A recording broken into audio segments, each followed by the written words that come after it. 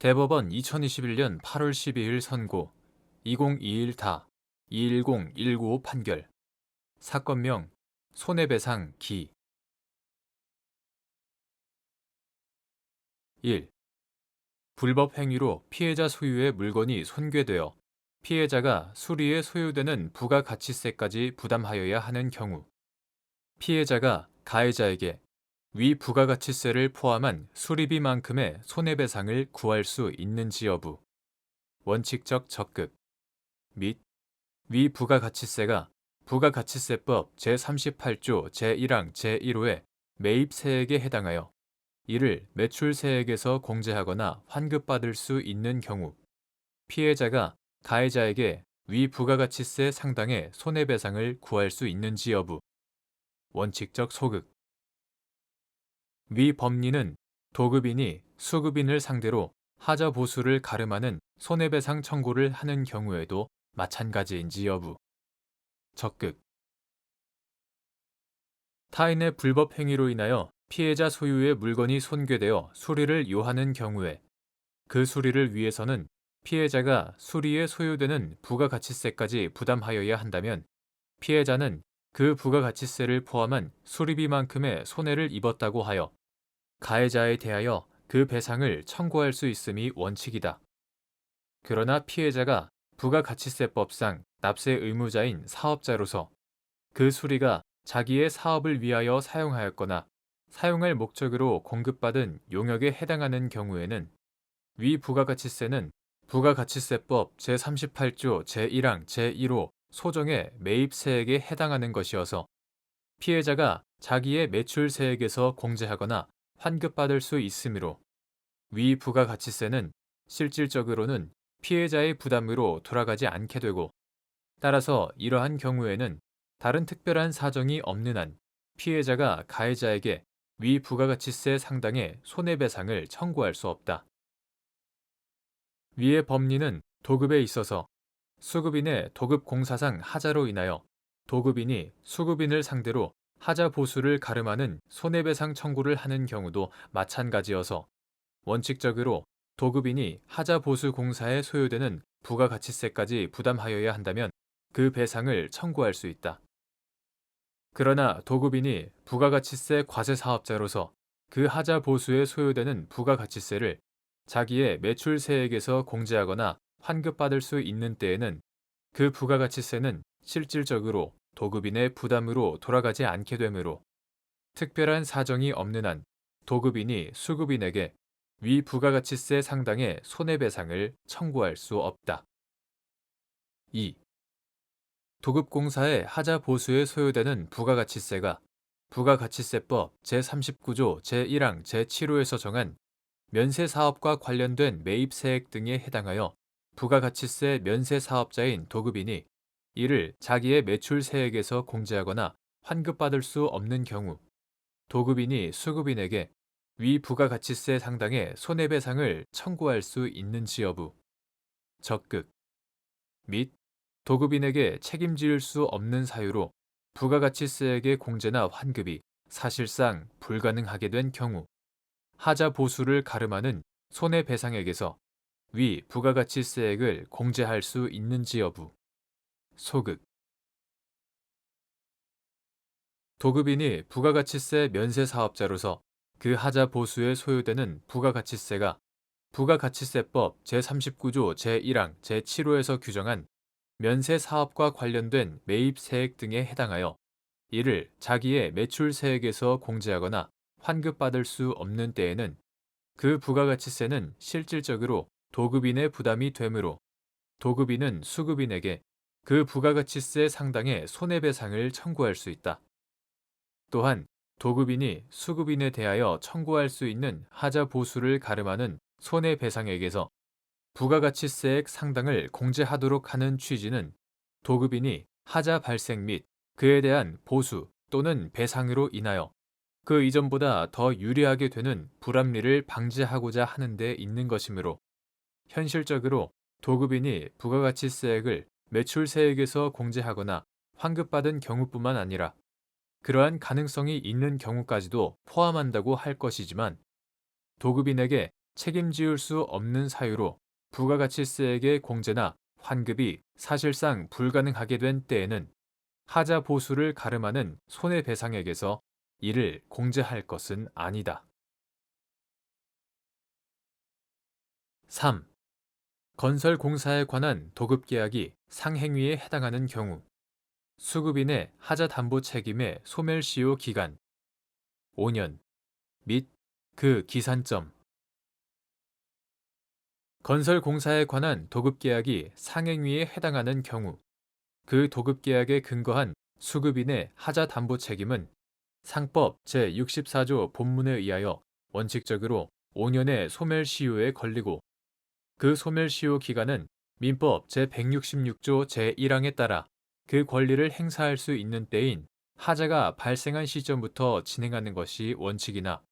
그 하자가 건물의 인도 당시부터 이미 존재하고 있는 경우에는 이와 관련한 하자 보수를 가름하는 손해배상 채권의 소멸시효 기간은 건물을 인도한 날부터 진행한다.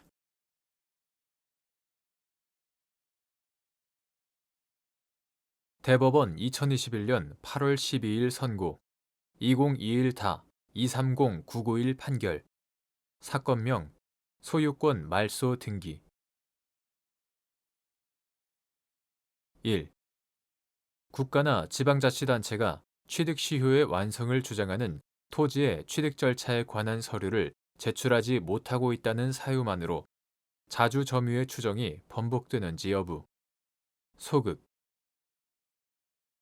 부동산 점유 권한의 성질이 분명하지 않을 때에는 민법 제197조 제1항에 의하여 점유자는 소유의 의사로 선의, 평온 및 공연하게 점유한 것으로 추정되는 것이며 이러한 추정은 지적 공부 등의 관리 주체인 국가나 지방자치단체, 이하 통틀어 국가 등이라고 한다. 국가 등이 점유하는 경우에도 마찬가지로 적용되고 점유자가 스스로 매매 또는 증여와 같이 자주 점유의 권한을 주장하였으나 이것이 인정되지 않는 경우에도 원래 자주 점유의 권한에 관한 증명 책임이 점유자에게 있지 아니한 이상 그 주장의 점유 권한이 인정되지 않는다는 사유만으로 자주 점유의 추정이 번복된다거나 또는 점유 권한의 성질상 타주 점유라고 볼 수 없다. 따라서 국가 등이 취득 시효의 완성을 주장하는 토지의 취득 절차에 관한 서류를 제출하지 못하고 있다고 하더라도 그 점유의 경위와 용도, 국가 등이 점유를 개시한 후에 지적 공부에 그 토지의 소유자로 등재된 자가 소유권을 행사하려고 노력하였는지 여부, 함께 분할된 다른 토지의 이용 또는 처분 관계 등 여러 가지 사정을 감안할 때 국가 등이 점유 개시 당시 공공용 재산의 취득 절차를 거쳐서 소유권을 적법하게 취득하였을 가능성을 배제할 수 없는 경우에는 국가 등의 자주 점유의 추정을 부정하여 무단 점유로 인정할 것이 아니다. 2. 일정한 토지가 지적공부의 한 필지의 토지로 복구 등록된 경우 지적복구 전 토지의 소재, 지번, 지목, 지적과 경계가 그대로 복구된 것으로 추정되는지 여부, 원칙적 적극 및 지적공부가 관계 공무원의 사무착오로 잘못 작성되었다는 등의 특별한 사정에 대한 증명 책임의 소재, 이를 주장하는 당사자. 일정한 토지가 지적공부의 한 필지의 토지로 복구 등록된 경우 토지의 소재, 지번, 지목, 지적과 경계는 지적공부의 복구 제재 과정에서 관계 공무원이 사무착오로 지적공부를 잘못 작성하였다는 등의 특별한 사정이 없는 한 지적복구 전 토지의 소재, 지번, 지목, 지적과 경계가 그대로 복구된 것으로 추정된다. 지적공부가 관계 공무원의 사무착오로 잘못 작성되었다는 등의 특별한 사정에 대한 증명 책임은 이를 주장하는 당사자에게 있다.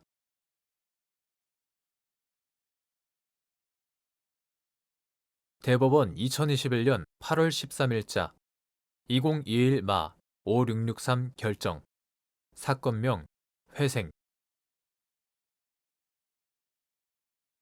채권자 등의 신청에 의해 회생 절차 개시 결정이 내려진 경우 채무자가 이해관계인으로서 즉시 항고를 할 수 있는지 여부, 적극 및 이때 채무자가 법인인 경우 채무자의 기존 대표자가 채무자를 대표하여 즉시 항고를 제기할 수 있는지 여부, 적극 채무자 회생 및 파산에 관한 법률, 이하 채무자 회생법이라 한다. 제13조 제1항, 제53조 제1항에 따르면 회생 절차 개시의 신청에 관한 재판에 대하여 이해관계를 가진 자는 즉시 항고를 할 수 있다. 여기서 이해관계란 사실상, 경제상 또는 감정상의 이해관계가 아니라 법률상의 이해관계를 말하는 것으로 해당 재판의 결과에 따라 즉시 항고를 하려는 자의 법률상의 지위가 영향을 받는 관계에 있는 경우를 의미한다. 회생 절차가 개시되면 채무자의 업무의 수행과 재산의 관리 및 처분을 하는 권한이 관리인에게 전속하게 되는 등 채무자 회생법 제56조 제1항 채무자의 법률상 지위에 중대한 변화가 발생하므로 채권자 등의 신청에 의해 회생 절차 개시 결정이 내려진 때에는 채무자가 이해관계인으로서 그에 대하여 즉시 항고를 할 수 있다고 보아야 한다. 이때 채무자가 법인인 경우에는 채무자의 기존 대표자가 채무자를 대표하여 즉시 항고를 제기할 수 있다. 만일 기존 대표자가 채무자를 대표하여 즉시 항고를 제기할 수 없다면 채무자로서는 회생 절차 개시 결정에 대하여 사실상 다툴 수 없게 되기 때문이다.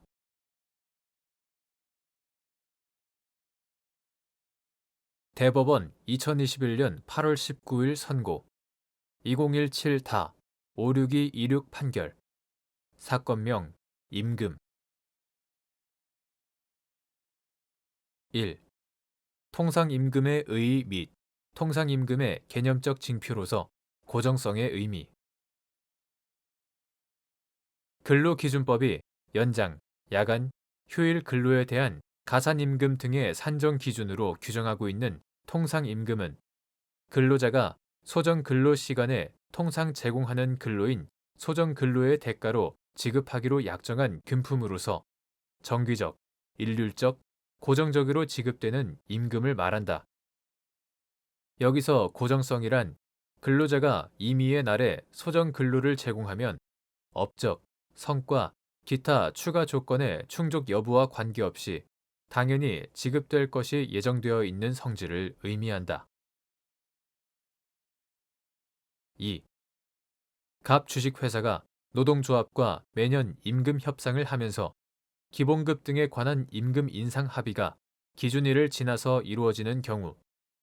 인상된 기본급을 기준일로 소급하여 적용하기로 약정하고 이에 따라 매년 소급 기준일부터 합의가 이루어진 때까지 소정 근로를 제공한 근로자들에게 임금 인상 소급분을 일괄 지급하는 한편 임금 인상 합의가 이루어지기 전에 퇴직한 근로자들에게는 이를 지급하지 않은 사안에서 임금 인상 소급분이 근로기준법 시행령 제6조에서 정한 통상임금에 해당한다고 한 사례.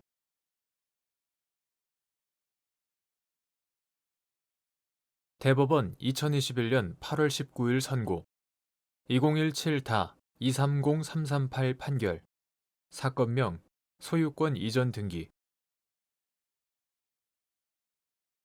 어느 공동상속인이 다른 공동상속인에게 자신의 상속분을 무상으로 양도한 것과 같은 내용으로 상속재산 분할 협의가 이루어진 경우 이에 따라 무상으로 양도된 것으로 볼 수 있는 상속분은 양도인의 사망으로 인한 상속에서 유류분 산정을 위한 기초재산에 포함된다고 보아야 하는지 여부. 적극. 유류분에 관한 민법 제1118조에 따라 준용되는 민법 제1008조는 특별수익자의 상속분에 관하여 공동상속인 중에 피상속인으로부터 재산의 증여 또는 유증을 받은 자가 있는 경우에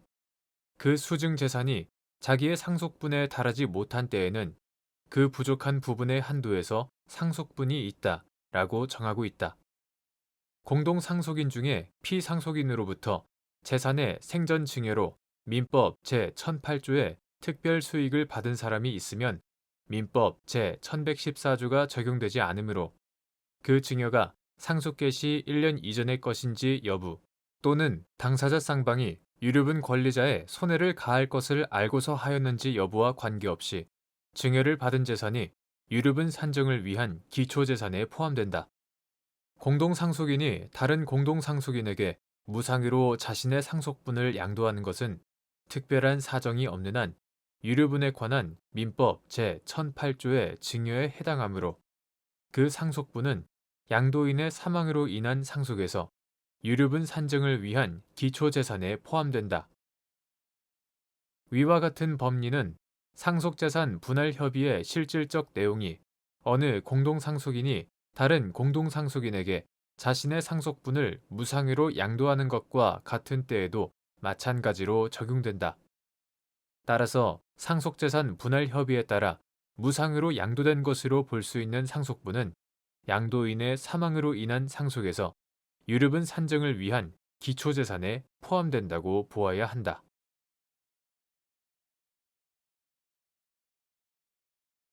대법원 2021년 8월 19일 선고 2017다 235791 판결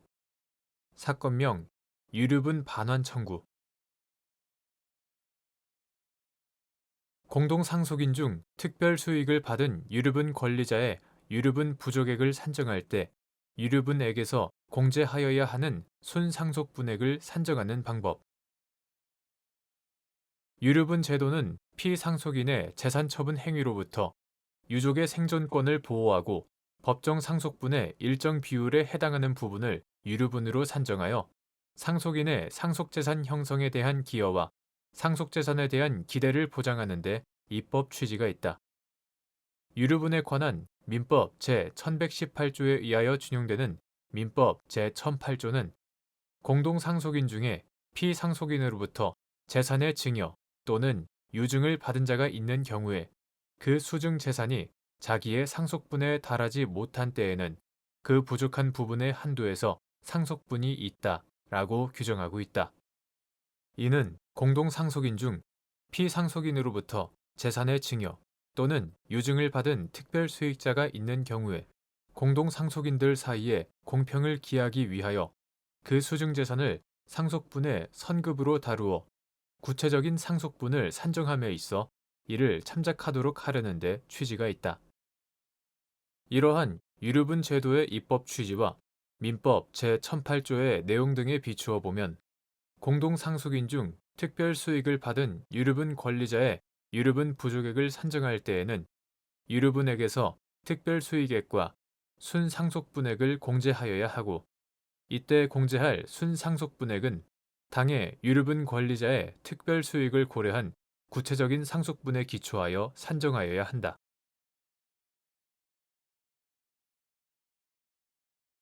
대법원 2021년 8월 19일 선고 2018다 207830 판결 사건명 경계 확정 등 인접한 토지의 경계가 불분명하여 소유자들 사이에 다툼이 있다는 것만으로 토지 경계 확정의 소의 권리 보호 이익이 인정되는지 여부 적극 및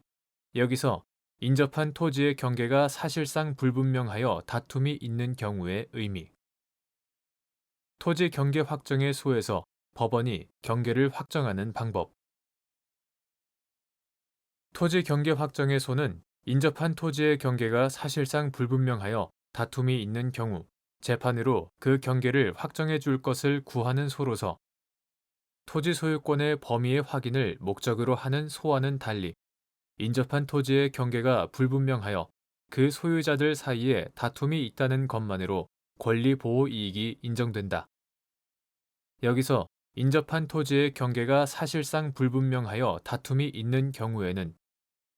지적도를 작성하면서 기점을 잘못 선택하는 등 기술적인 착오로 지적도상 경계가 진실한 경계선과 다르게 잘못 작성되었다고 인접 토지 소유자 사이에 다툼이 있는 경우를 포함한다. 토지 경계 확정의 소가 제기되면 법원은 당사자 쌍방이 주장하는 경계선에 구속되지 않고 어떠한 형식으로든 스스로 진실하다고 인정되는 바에 따라 경계를 확정해야 한다. 따라서 토지 경계 확정의 소에서는 특별한 사정이 없는 한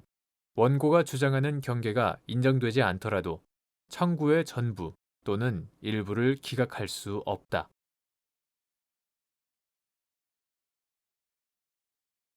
대법원 2021년 8월 19일 선고 2018-244976 판결 사건명 유채동산 인도 1. 제3자를 위한 계약의 의미 및 이에 해당하는지 판별하는 방법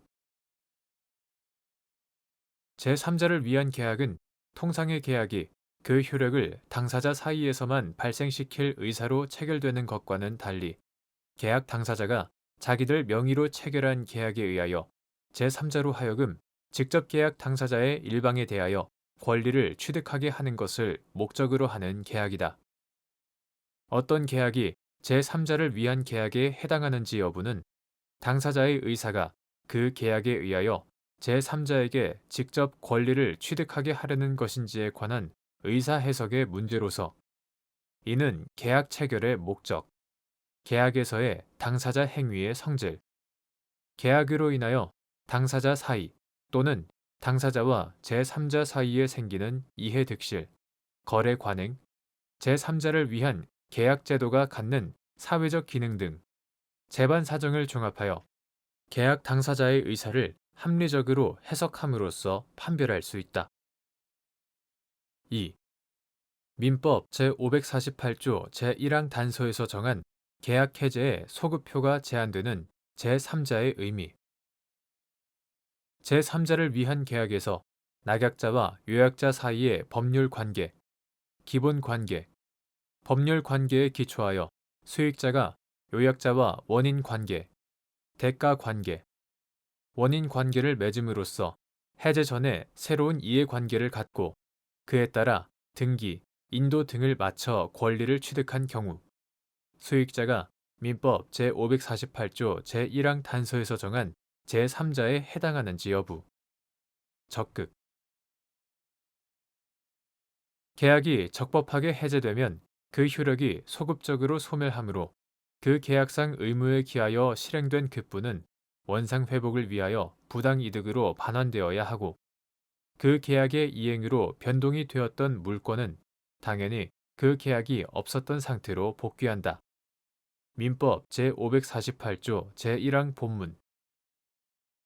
다만 이와 같은 계약 해제의 소급표는 제3자의 권리를 해할 수 없으므로 계약 해제 이전에 계약으로 인하여 생긴 법률 효과를 기초로 하여 새로운 권리를 취득한 제3자가 있을 때에는 그 계약 해제의 소급표는 제한을 받아 그 제3자의 권리를 해하지 아니하는 한도에서만 생긴다. 민법 제548조 제1항 단서 이때 계약 해제의 소급표가 제한되는 제3자는 일반적으로 그 해제된 계약으로부터 생긴 법률 효과를 기초로 하여 해제 전에 새로운 이해관계를 가졌을 뿐만 아니라 등기, 인도 등으로 권리를 취득한 사람을 말한다. 나아가 제3자를 위한 계약에서도 낙약자와 요약자 사이의 법률 관계, 기본 관계, 법률 관계에 기초하여 수익자가 요약자와 원인 관계, 대가 관계, 원인 관계를 맺음으로써 해제 전에 새로운 이해 관계를 갖고 그에 따라 등기, 인도 등을 맞춰 권리를 취득하였다면 수익자는 민법 제548조 제1항 단서에서 말하는 계약 해제의 소급표가 제한되는 제3자에 해당한다고 봄이 타당하다.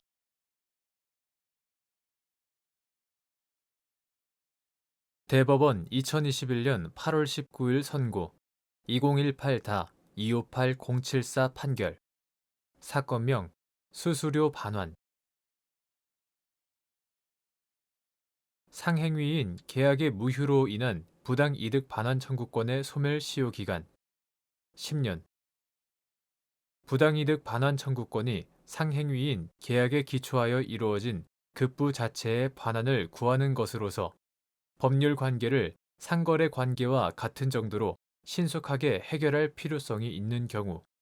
5년의 상사 소멸시효 기간이 적용되는지 여부, 적극. 이러한 법리는 실제로 발생하지 않은 보험 사고의 발생을 가정하여 청구, 수령된 보험금 상당 부당 이득 반환 청구권의 경우에도 마찬가지로 적용할 수 있는지 여부, 적극. 상행위인 계약의 무효로 인한 부당이득 반환 청구권은 민법 제741조의 부당이득 규정에 따라 발생한 것으로서 특별한 사정이 없는 한 민법 제162조 제1항이 정하는 10년의 민사소멸시효 기간이 적용되나 부당이득 반환 청구권이 상행위인 계약에 기초하여 이루어진 급부 자체의 반환을 구하는 것으로서 채권의 발생 경위나 원인, 당사자의 지위와 관계 등에 비추어 법률 관계를 상거래 관계와 같은 정도로 신속하게 해결할 필요성이 있는 경우 등에는 상법 제64조가 유추 적용되어 같은 조항이 정한 5년의 상사소멸시효 기간에 걸린다. 이러한 법리는 실제로 발생하지 않은 보험 사고의 발생을 가정하여 청구, 수령된 보험금 상당 부당이득 반환 청구권의 경우에도 마찬가지로 적용할 수 있다.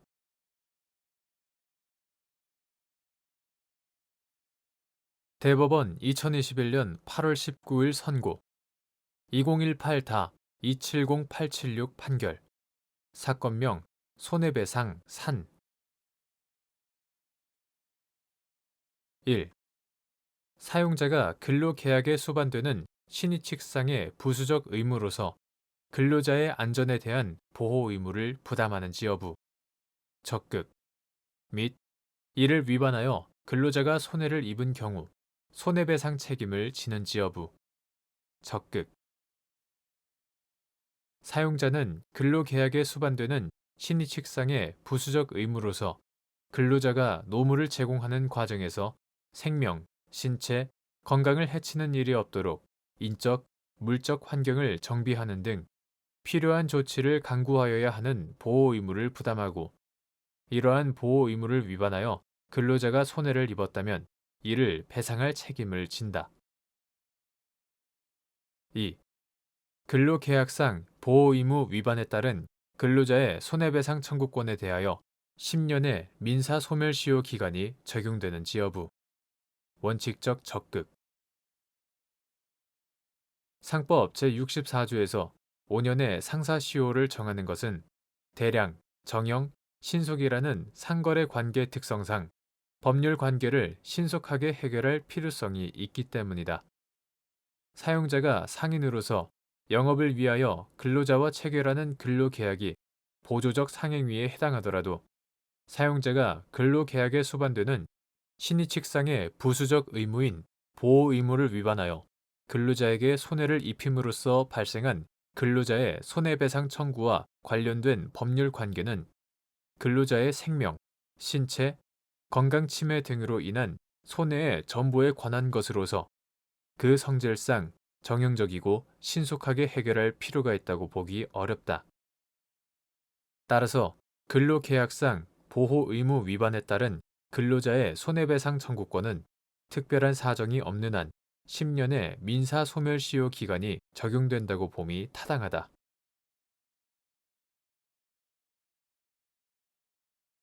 대법원 2021년 8월 19일 선고 2019다 297137 판결 사건명 손해배상 기 1. 가해 행위와 손해의 발생 사이에 시간적 간격이 있는 불법 행위에 기한 손해배상 채권의 경우 민법 제766조 제2항에서 정한 장기 소멸시효의 기산점이 되는 불법 행위를 한 날의 의미 및 객관적, 구체적으로 손해가 발생한 때에 관한 증명 책임의 소재 소멸시효의 이익을 주장하는 자 민법 제766조 제2항에 의하면 불법 행위로 인한 손해배상 청구권은 불법 행위를 한 날부터 10년을 경과한 때에도 시효로 인하여 소멸한다. 가해 행위와 이로 인한 손해의 발생 사이에 시간적 간격이 있는 불법 행위에 기한 손해배상 청구권의 경우 위와 같은 장기 소멸 시효의 기산점이 되는 불법 행위를 한 날은 객관적, 구체적으로 손해가 발생한 때, 즉 손해의 발생이 현실적인 것으로 되었다고 할 수 있을 때를 의미하고 그 발생 시기에 대한 증명 책임은 소멸 시효의 이익을 주장하는 자에게 있다. 2. 성범죄로 인한 외상 후 스트레스 장애 등이 나타난 경우 손해의 발생이 현실적인 것으로 되었다고 인정함에 있어서 법원이 고려할 사항. 성범죄 피해의 영향은 피해자의 나이, 환경, 피해 정도, 가해자와의 관계, 피해자의 개인적인 성향 등 구체적 상황에 따라 그 양상, 강도가 매우 다르게 나타날 수 있다. 외상 후 스트레스 장애, 포스트 트로매틱 스트레스 디스오더. 외상 후 스트레스 장애는 범죄, 전쟁, 자연재해 등 심각한 외상을 경험한 후에 나타나는 정신병리학적 반응으로서 보통 외상 후 짧게는 1주에서 3개월 이내에 증상이 시작되지만 길게는 증상이 나타나기까지 30년이 걸리기도 하며 진단 기준 이하로 관해되었던 증상이 재발하거나 악화되는 경우도 있다. 일부 증상들이 사건 직후에 발생하더라도 외상 사건으로부터 적어도 6개월 이후에 외상 후 스트레스 장애의 진단 기준을 충족하는 경우에는 지연성 외상 후 스트레스 장애라고 한다. 성범죄로 인한 외상 후 스트레스 장애가 뒤늦게 나타나거나 성범죄 직후 일부 증상들이 발생하더라도 당시에는 장차 증상이 어느 정도로 진행되고 그것이 고착화되어 질환으로 진단될 수 있을 것인지 예측하기 어려울 수 있다. 이러한 경우 성범죄 당시나 일부 증상의 발생일을 일률적으로 손해가 현실화된 시점으로 보게 되면 피해자는 당시에는 장래의 손해 발생 여부가 불확실하여 손해배상을 청구하지 못하고 장래 손해가 발생한 시점에서는 소멸시효가 완성되어 손해배상을 청구하지 못하게 되는 부당한 결과가 초래될 수 있다. 특히 피해자가 피해 당시 아동이었거나 가해자와 친족 관계를 비롯한 피보호 관계에 있었던 경우 등 특수한 사정이 있는 때에는 그 인지적, 심리적, 관계적 특성에 비추어 더욱 그러하다. 따라서 위와 같은 경우 법원은 전문가로부터 성범죄로 인한 정신적 질환이 발현되었다는 진단을 받기 전에 외상 후 스트레스 장애로 인한 손해의 발생이 현실적인 것으로 되었다고 인정하는 데 매우 신중할 필요가 있다. 3. 갑이 초등학교 재학 중 테니스 코치 을로부터 성폭행을 당하였는데 약 15년 후 갑이 을과 우연히 마주쳤고 성폭력 피해 기억이 떠오르는 충격을 받아 3일간의 기억을 잃고 빈번한 악몽, 불안, 분노 등을 겪으면서 외상 후 스트레스 장애 진단을 받게 되어 을을 상대로 손해배상을 구한 사안에서 갑이 전문가로부터 성범죄로 인한 외상 후 스트레스 장애가 발현되었다는 진단을 받은 때 비로소 불법 행위로 인한 외상 후 스트레스 장애라는 손해 발생이 현실적인 것이 되었고 이때부터 민법 제766조 제2항에 의한 소멸시효가 진행된다고 보는 것이 타당하다고 한 사례.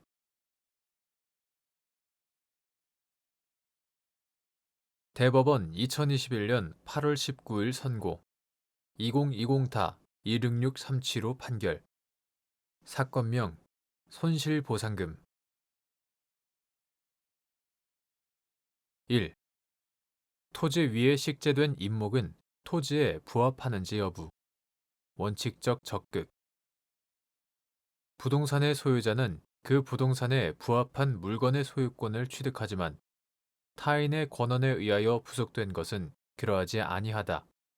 민법 제256조 토지 위에 식재된 임목은 토지의 구성 부분으로 토지의 일부일 뿐 독립한 물건으로 볼 수 없으므로 특별한 사정이 없는 한 토지에 부합하고 토지의 소유자는 식재된 임목의 소유권을 취득한다. 2. 토지 위에 식재된 임목에 대하여 토지와 독립하여 소유권을 취득하려면 명인 방법을 실시해야 하는지 여부. 적극 및 이는 토지와 분리하여 임목을 처분하는 경우뿐만 아니라 임목의 소유권을 유보한 채 임목이 식재된 토지의 소유권을 이전하는 경우에도 마찬가지인지 여부. 적극 토지 위에 식재된 임목을 그 토지와 독립하여 거래의 객체로 하기 위해서는 임목에 관한 법률에 따라 임목을 등기하거나 명인 방법을 갖추어야 한다. 물권 변동에 관한 성립 요건 주의를 채택하고 있는 민법에서 명인 방법은 부동산의 등기 또는 동산의 인도와 같이 임목에 대하여 물권 변동의 성립 요건 또는 효력 발생 요건에 해당하므로 식재된 임목에 대하여 명인 방법을 실시해야 그 토지와 독립하여 소유권을 취득한다. 이는 토지와 분리하여 임목을 처분하는 경우뿐만 아니라 임목의 소유권을 유보한 채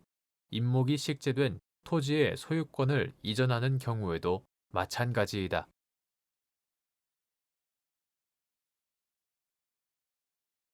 대법원 2021년 8월 19일 선고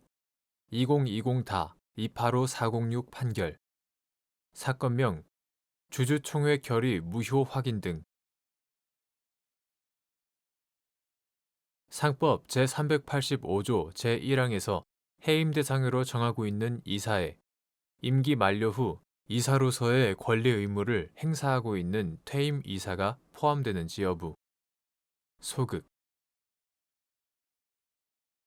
주식회사의 이사는 임기가 만료됨에 따라 이사의 지위를 상실한 것이 원칙이지만 소유와 경영의 분리를 원칙으로 하는 주식회사에 있어 경영자 지위의 안정이라는 이사의 이익뿐만 아니라 주주의 회사에 대한 지배권 확보라는 주주의 이익 또한 보호되어야 하므로 위와 같은 주주와 이사의 이익을 조화시키기 위해 상법 제385조 제1항은 회사가 언제든지 주주총회의 결의로 이사를 해임할 수 있도록 하는 한편 이사를 선임할 때와 달리 이사를 해임할 때에는 주주총회의 특별 결의를 거치도록 하고 임기가 정해진 이사가 임기 만료 전에 정당한 이유 없이 해임된 때에는 회사에 대하여 손해배상을 청구할 수 있도록 하고 있다. 한편 임기 만료로 퇴임한 이사라 하더라도 상법 제386조 제1항 등에 따라 새로 선임된 이사의 취임 시까지 이사로서의 권리 의무를 가지게 될 수 있으나 이하 퇴임 이사라고 한다. 그와 같은 경우에도 새로 선임된 이사가 취임하거나 상법 제386조 제2항에 따라 일시 이사의 직무를 행할 자가 선임되면 별도의 주주총회 해임 결의 없이 이사로서의 권리 의무를 상실하게 된다. 이러한 상법 제385조 제1항의 입법 취지, 임기 만료 후 이사로서의 권리 의무를 행사하고 있는 퇴임 이사의 지위 등을 종합하면 상법 제385조 제1항에서 해임 대상으로 정하고 있는 이사에는 임기 만료 후 이사로서의 권리 의무를 행사하고 있는 퇴임 이사는 포함되지 않는다고 보아야 한다.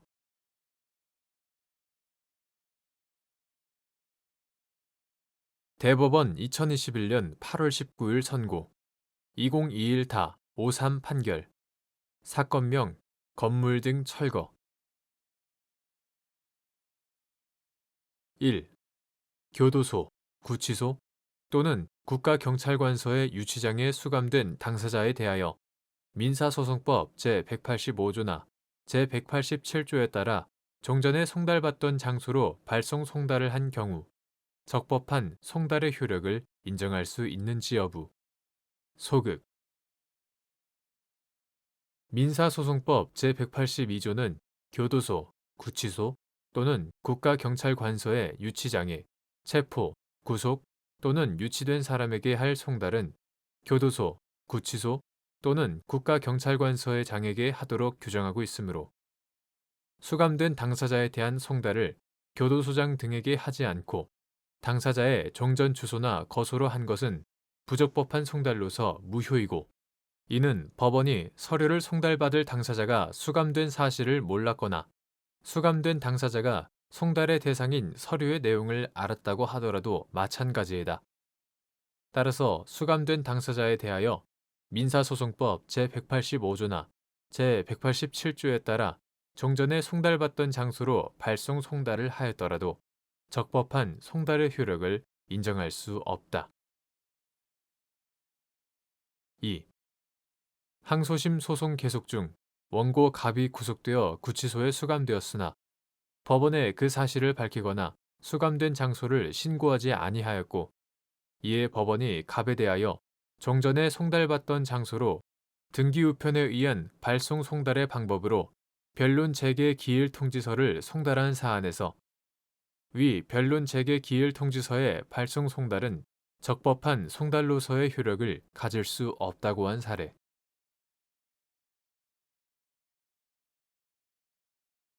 대법원 2021년 8월 19일 선고 2021다 213866 판결 사건명 손해배상 기 민법 제204조 제3항에서 말하는 1년의 행사 기간의 의미 소를 제기하여야 하는 제척기간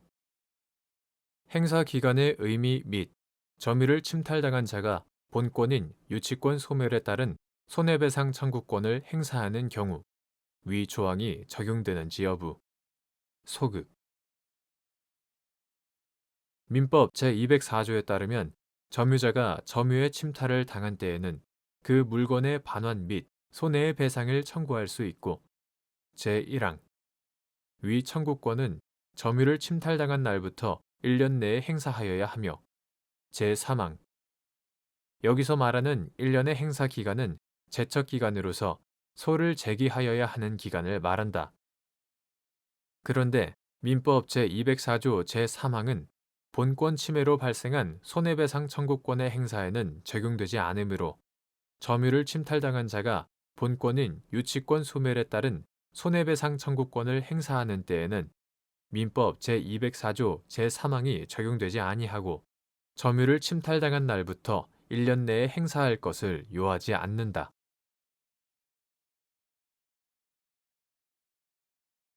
대법원 2021년 8월 19일 선고 2021다 225708 판결 사건명 손해배상 기 1. 가맹계약 해지 절차 등을 규정하고 있는 가맹사업 거래의 공정화에 관한 법률 제14조가 강행 규정인지 여부 적극 가맹사업 거래의 공정화에 관한 법률 제14조는 가맹본부가 가맹계약을 해지하려는 경우에는 가맹점 사업자에게 2개월 이상의 유예 기간을 두고 계약의 위반 사실을 구체적으로 밝히고 이를 시정하지 아니하면 그 계약을 해지한다는 사실을 서면으로 2회 이상 통지하여야 하고 제1항 그와 같은 절차를 거치지 않은 가맹계약의 해지는 효력이 없다고 정하고 있다. 제2항 위 조항은 가맹점 사업자로 하여금 유예 기간 동안 계약 해지 사유에 대하여 해명, 시정할 기회를 주고 가맹점 사업자에게 가맹사업 종료에 대비할 수 있는 기간을 부여하기 위한 것으로 강행 규정에 해당한다. 2. 갑이 을 주식회사와 지점 설치 계약을 체결한 후 을 회사에 택배 사업을 수탁하여 운영하였는데 을 회사가 갑에게 거래처 이탈, 물량 감소 등으로 지점 운영이 불가능하여 지점 존속이 불가능하다고 판단될 경우 을 회사가 일방적으로 계약을 해지하여도 갑은 하등의 이의를 제기하지 못한다고 정한 계약 조항에 근거하여 경영상의 이유를 들어 계약을 해지한다고 통지한 사안에서 위 계약은 가맹사업 거래의 공정화에 관한 법률 제2조 제1호에서 정한 가맹사업에 해당하고 을 회사의 해지 통지는 같은 법 제14조에서 정하고 있는 적법한 절차를 거치지 않았으므로 효력이 없다고 본 원심 판결이 정당하다고 한 사례.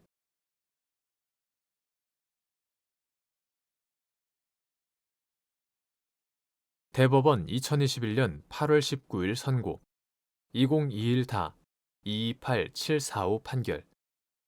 사건명 대여금 확인의 소. 1. 소장 부본과 판결 정본 등이 공시 송달의 방법으로 송달되어 피고가 과실 없이 판결의 송달을 알지 못한 것으로 인정되는 경우 추후 보완 항소가 허용되는지 여부. 적극 및 피고에게 과실이 있다고 할 수 있는 특별한 사정이 인정되는 경우. 소장 부본과 판결 정본 등이 공시 송달의 방법에 의하여 송달되었다면 특별한 사정이 없는 한 피고는 과실 없이 판결의 송달을 알지 못한 것이고, 이러한 경우 피고는 책임질 수 없는 사유로 말미암아 불변 기간을 지킬 수 없었다 하여 그 사유가 없어진 후 2주일 이내에 추후 보완 항소를 할 수 있다. 피고에게 과실이 있다고 할 수 있는 특별한 사정이란 피고가 소송을 회피하거나 이를 곤란하게 할 목적으로 의도적으로 송달을 받지 아니하였다거나 피고가 소재기 사실을 알고 주소 신고까지 해두고서도 그 주소로 송달되는 소송 서류가 송달 불능되도록 장기간 방치하였다는 등의 사정을 말한다. 2.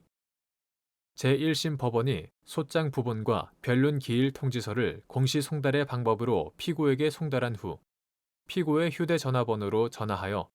소장 부본을 피고의 주소지로 송달하겠다고 고지하고 변론 기일과 장소를 알려주었는데 이후 피고가 출석하지 않은 상태에서 소송 절차를 진행하여 원고 승소 판결을 선고한 다음 피고에게 판결 정본을 공시 송달의 방법으로 송달하였고 그 후 피고가 판결 정본을 발급받아 추후 보완 항소를 제기한 사안에서 피고는 책임질 수 없는 사유로 말미암아 항소 기간을 지킬 수 없었다고 볼 여지가 큰데도 피고의 추후 보완 항소를 각하한 원심 판단에 법리 오해 등의 잘못이 있다고 한 사례. 제1심 법원이 소장 부본과 변론 기일 통지서를 공시 송달의 방법으로 피고에게 송달한 후 피고의 휴대전화 번호로 전화하여 소장 부본을 피고의 주소지로 송달하겠다고 고지하고 변론 기일과 장소를 알려주었는데 이후 피고가 출석하지 않은 상태에서 소송 절차를 진행하여 원고 승소 판결을 선고한 다음 피고에게 판결 정본을 공시 송달의 방법으로 송달하였고 그 후 피고가 판결 정본을 발급받아 추후 보완 항소를 제기한 사안에서 특별한 사정이 없는 한 피고는 판결 정본을 발급받은 날에야 비로소 판결이 공시 송달의 방법으로 송달된 사실을 알게 되었다고 보아야 하는데 피고가 소송을 회피하거나 이를 곤란하게 할 목적으로 의도적으로 송달을 받지 아니하였다고 볼 만한 특별한 사정을 찾을 수 없고 소장 부본 등이 이미 공시 송달의 방법으로 송달된 상태에서 제1심 법원이 피고에게 전화로 연락하여 소장 부본 송달에 관한 내용과 변론 기일 등을 안내해 주었다는 정도의 사정만으로는 제1심 판결이 공시 송달의 방법으로 송달된 사실을 피고가 모른 데 대하여 피고에게 책임을 돌릴 수 있는 사유가 있다고 섣불리 단정하기 어려우므로 피고는 책임질 수 없는 사유로 말미암아 불변 기간인 항소 기간을 지킬 수 없었다고 볼 여지가 큰데도 피고의 추후 보완 항소를 각하한 원심 판단에 법리 오해 등의 잘못이 있다고 한 사례.